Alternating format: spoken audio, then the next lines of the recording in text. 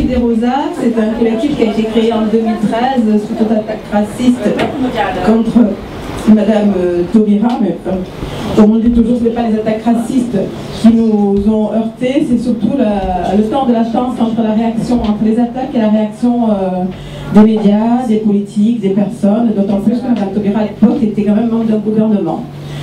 Je laisserai tout à l'heure ma collègue pour dire plus sur la société, le collectif proprement dit. Moi, je voulais un petit peu pour décanter les choses, parce qu'on est là pour parler du black féminisme, de l'afroféminisme. Vous parler de quelque chose, vous montrer quelque chose un petit peu ludique pour mettre un petit peu de gaieté dans pour cette journée. Bon, je crois qu'il y avait une vidéo, mais je crois que je ne vais pas pouvoir vous la montrer la vidéo. On n'a pas pu le sortir. C'était sur les reines Candace.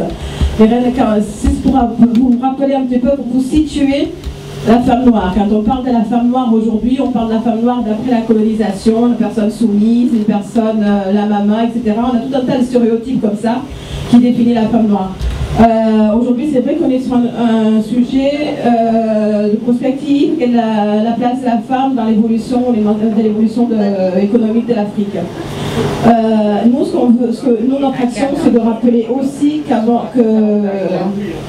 avant cette image que vous avez là, il y a la femme noire a une histoire, l'Afrique a une histoire et la femme noire a une histoire, même si lorsqu'on parle d'histoire de l'Afrique, on oublie totalement la place de la femme noire. Donc je ne vous montrerai pas le film sur Irène Candace, je suis désolée, parce que je ne peux pas, je ne me suis pas préparée techniquement pour le faire. Donc je vais sauter plusieurs siècles et je vais arriver au fondement, à l'origine ou à la genèse de l'afroféminisme. Est-ce que vous pouvez passer la première Non, c'était pas celui-là, c'était l'autre. Voilà, celui-ci.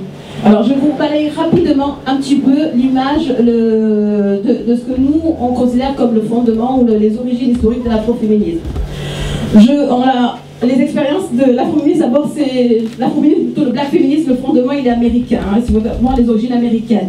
Les conditions de vie des Noirs aux États-Unis sont un peu engendrées. Oui, la naissance de ce mouvement. Les femmes, il fallait qu'elles survivent. Hein, il fallait qu'elles survivent face à un environnement totalement hostile.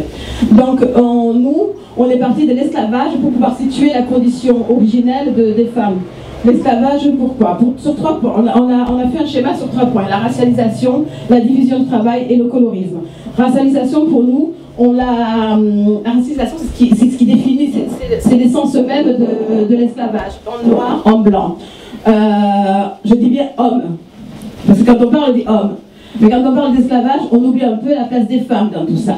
Parce que c'est vrai que dans l'esclavage, c'était les femmes, dans le seul esclavagiste, c'est un système non genré.